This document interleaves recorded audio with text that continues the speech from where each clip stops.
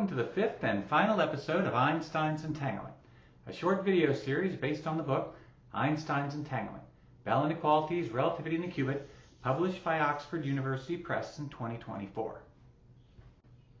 I'm your host and co-author of the book, Professor Stuckey. What the first 4 episodes of this video series have shown us is that the twin pillars of modern physics, special relativity and quantum mechanics, are both principal theories with no consensus causal counterparts. So where does that leave constructive explanation? What does it mean to say that reality is ultimately based on a fundamental principle rather than a fundamental force or causal mechanism? I will answer those questions in this episode.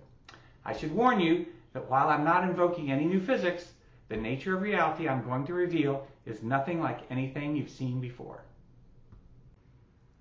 As I concluded in episode 4, the mystery of Einstein's entanglement can be solved in principle fashion by Einstein's own relativity principle, or no preferred reference frame, NPRF.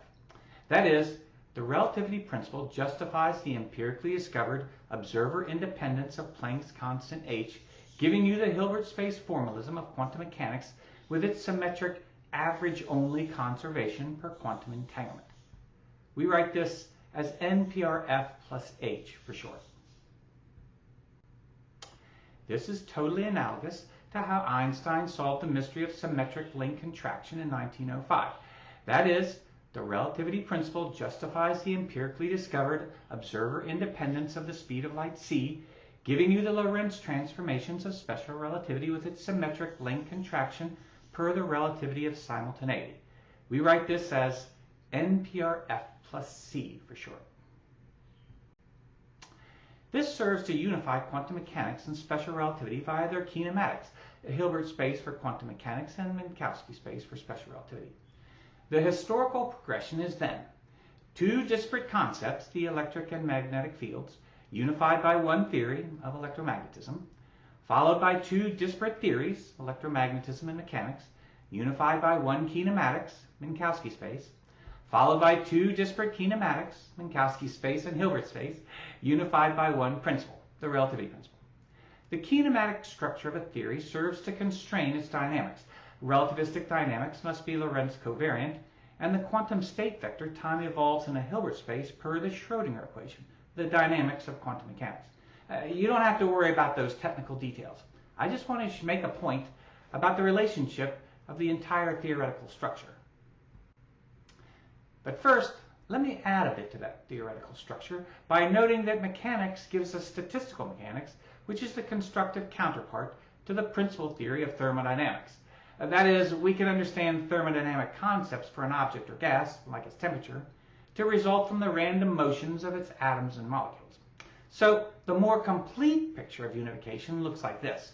Notice that the kinematics is not independent of the dynamics, as this picture suggests, since the constants c and h required to get the kinematics from the relativity principle come from the very dynamics it serves to constrain.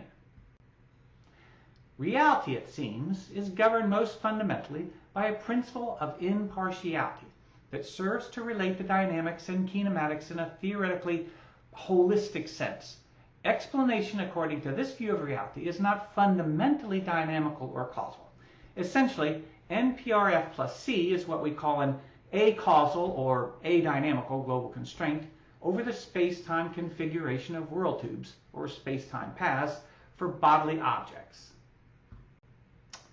With respect to the Mermin device, you can picture it like this. The Bell state, same outcomes for same settings in the Mermin device, is reproduced in each trial of the experiment for each emission event. And Alice and Bob choose settings randomly and independently in each trial of the experiment. Since the Bell state is complete, no hidden variables, this satisfies statistical independence. Bodily objects are those things with definite position and velocity relative to each other, so they have world tubes or world lines in spacetime. The definite positions and velocities of bodily objects with respect to each other are established by interacting with each other, and they do that by exchanging quanta of mass, energy, or momentum. You don't have to worry about the technical language, but technically speaking, position and momentum commute for bodily objects.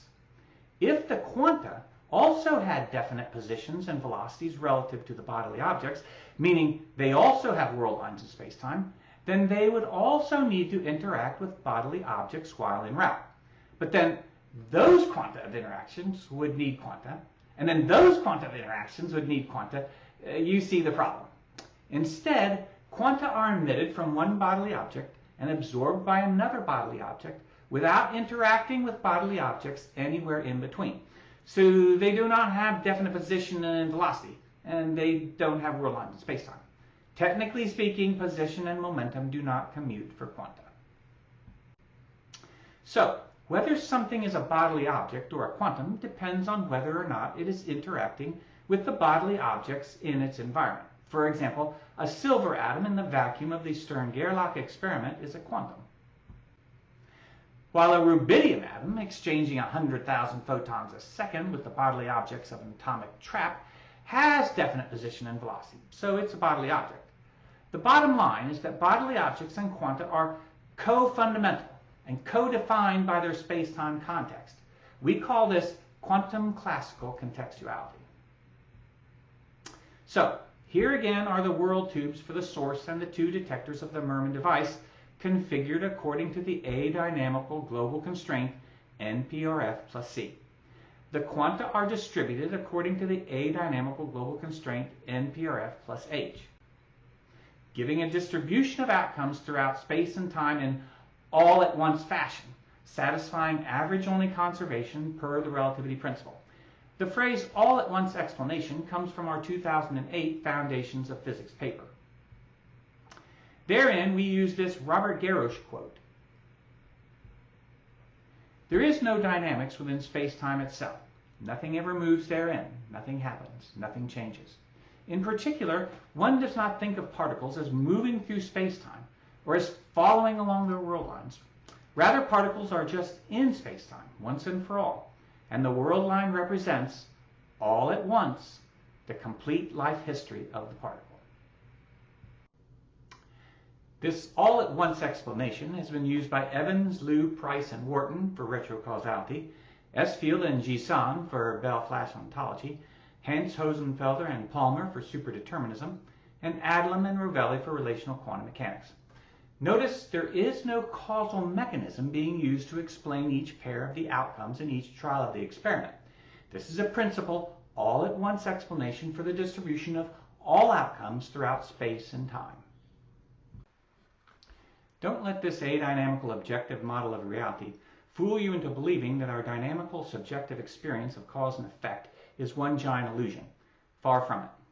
Look at how physics is structured as a whole with quantum field theory and general relativity included, and let me explain the whole story. Quantum classical contextuality violates the common belief that bodily objects are emergent from or reduced to quanta. That is, it violates physical reductionism. This theoretical structure of physics violates the common belief that kinematics is fundamental to dynamics. That is, it violates methodological reductionism.